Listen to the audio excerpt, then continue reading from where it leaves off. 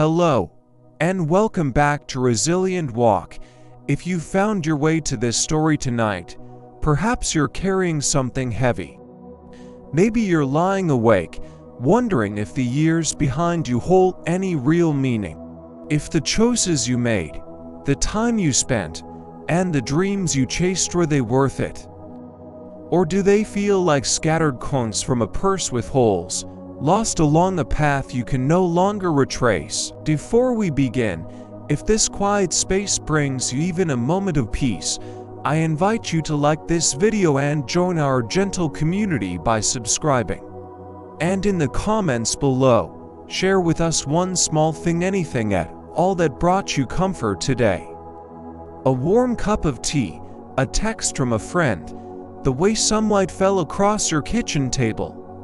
We're all walking this path together. Now, settle in.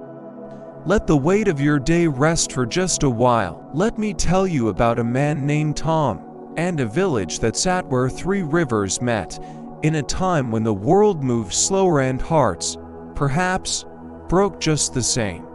Tom had built his life like a fortress, brick by brick, deal by deal, coin by coin. For 40 years, he'd risen before dawn and returned home long after his children's bedtime prayers had been whispered into the darkness. His hands, once soft, had grown rough from counting currency. His back, once straight, had curved from hunching over ledger books by candlelight. He told himself it was all for them, for his wife, Maria, whose gentle eyes had grown distant over the years. For his three children, Ella, the dreamer who painted watercolors of places she'd never seen; Thomas, the quiet boy who collected books like other children collected stones; and little Anna, who had once waited by the window every evening, watching for her father's silhouette against the lamplit street. But somewhere along the way, Anna had stopped waiting by the window. Tom's counting house stood at the heart of the village, its heavy wooden doors worn smooth by the hands of farmers seeking loans, merchants negotiating terms, families in desperate need. He had become a pillar of the community, respected, feared, successful. His wealth grew like ivy on a wall, spreading and strengthening year after year. Yet in the evenings, when the counting was done and the ledgers closed, Tom would sit alone in his study. The house felt too large around him, filled with the echoes of conversations that had never happened, of bedtime stories left untold, of anniversaries quietly forgotten in the pursuit of the next opportunity. He would listen to the sounds of his family in the rooms beyond, Maria's quiet humming as she mended clothes, the children's laughter drifting down from their chambers. These sounds felt like a language he had once known but somehow forgotten how to speak. Tomorrow, he would tell himself, running his fingers along the edges of gold coins. Tomorrow, when this deal is complete, when the harvest loans are settled, when the new trade route is established, then I'll have time. But tomorrow always brought its own urgencies, its own promises of security that required just one more sacrifice of presence for the altar of provision. Tom's reflection in his counting house window showed him a stranger, a man whose success had carved lines around his eyes, whose achievements sat like a weight upon his shoulders. He had everything he had worked for, and somehow, it felt like nothing at all. The fever came in late autumn, when the leaves were turning the color of old gold and the first frost painted delicate patterns on Tom's windows.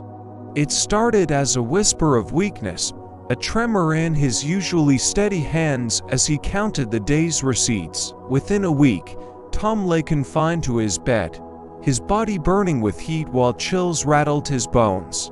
Maria moved through the house like a ghost, tending to him with dutiful care, with eyes that seemed to look through him rather than at him.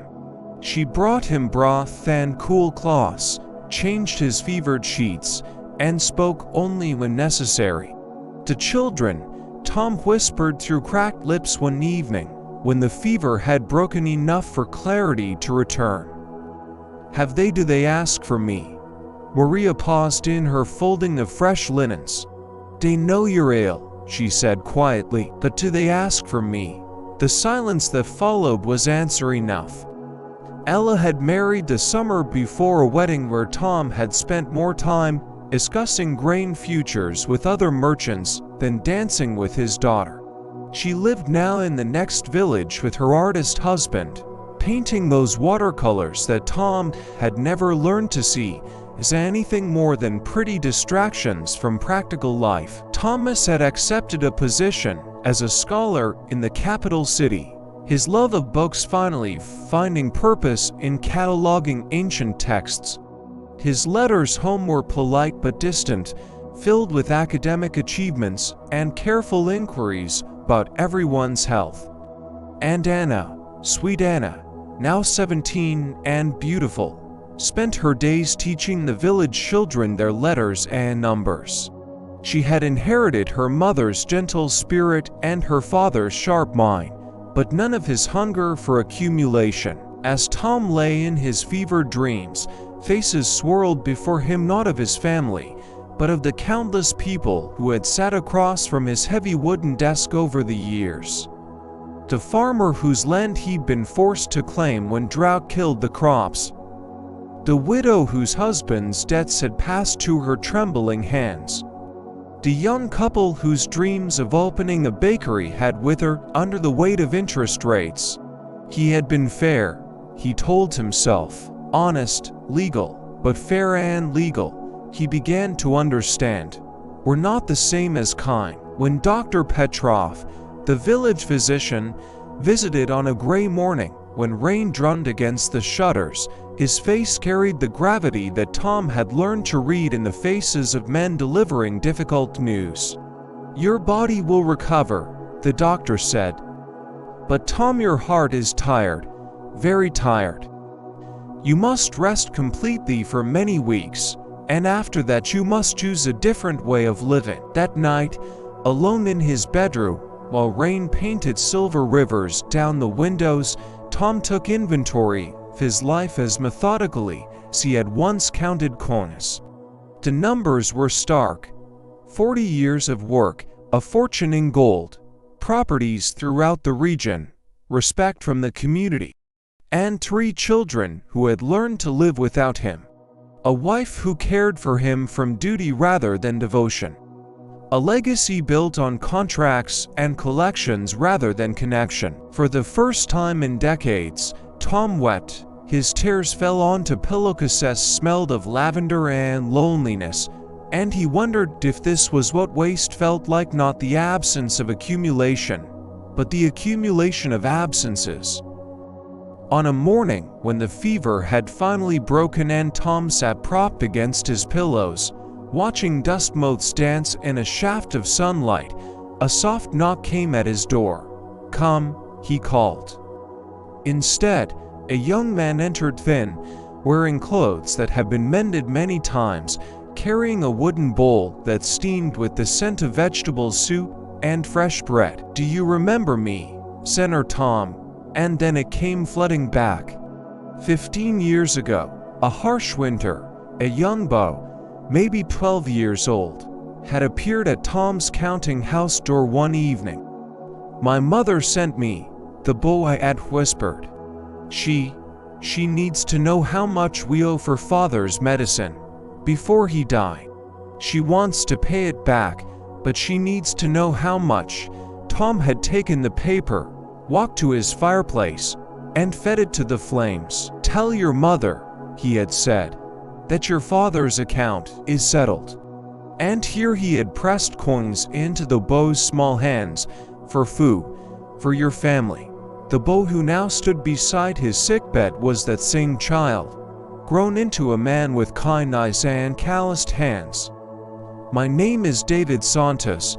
You saved my family, Senator Tom. That night, and many nights after, Tom's eyes widened. I had forgotten. We never did. My mother, God rest her soul, spoke of your kindness until her last breath. My sister became a teacher because of the books you left for us. My brother learned carpentry and now builds homes for families. And I run a shelter now, in the capital, Tom began. But I became so focused on providing, David said. Yes, you carried the weight of so many people's needs. You forgot that you had needs too. David leaned forward. Senator Tom, do you know what waste really is? Tom shook his head. Waste is not the years you spend working. Waste is believing that those years mean nothing. You fed families, you kept the village running. You showed mercy, and you raised 3 children who learned to be independent and strong. But they don't, Tom's voice broke. They don't need me, oh, but they do, David said. They need you to forgive yourself. David reached into his pocket.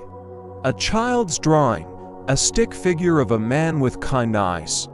Below it, in careful letters, the kind man who helped us, she used to say. Some people give money, some give time, and some give hope. You gave us all 3. Tom took the drawing with trembling hands. And for the second time in many years, he wept. But these tears felt different. Like the first breath after a long-held sorrow finally releases, script. Recovery, Tom learned, was not just about his body growing strong again. It was about walking through his own life with new eyes. He started with letters. To Ella, would you teach me to paint? I promise to be a patient student. To Thomas, might you recommend something for an old man just learning to see? To Anna, I would be honored if you would let me help with your school, not with loans, but as a father. And to Maria, if you will have patience with me, I would like to learn again how to be your husband. The responses came. Ella arrived with her paints. Thomas sent stories. Anna brought children to show him their letters. And Maria came with tea and sat beside him not to tend, but to talk. Tom and David built a school for those who could not afford one. Ella would teach art. Thomas would share literature. Anna would nurture young minds, but the most important change was quieter. Tom left work at sunset not because his work was done, but because his real work was just beginning. On Christmas Eve, surrounded by his family, Tom looked around at the faces he had almost lost. Nothing was wasted, not the years of work, not the success, not even the sorrow. Tom Santos had learned that a life is never wasted when it becomes the foundation for love. Perhaps you recognize something in Tom's story. Perhaps you, too, have wondered if the path you've walked has led you anywhere worth the riding. Let me offer you what David offered Tom. Your years are not wasted if they become the soil from which wisdom grows. Your story is not over. You are not too late. Your life is not wasted, and the love you carry, imperfect, incomplete, sometimes clumsy, is exactly the love the world needs. If this story brought you even a moment of peace, please like this video and subscribe to join our quiet community.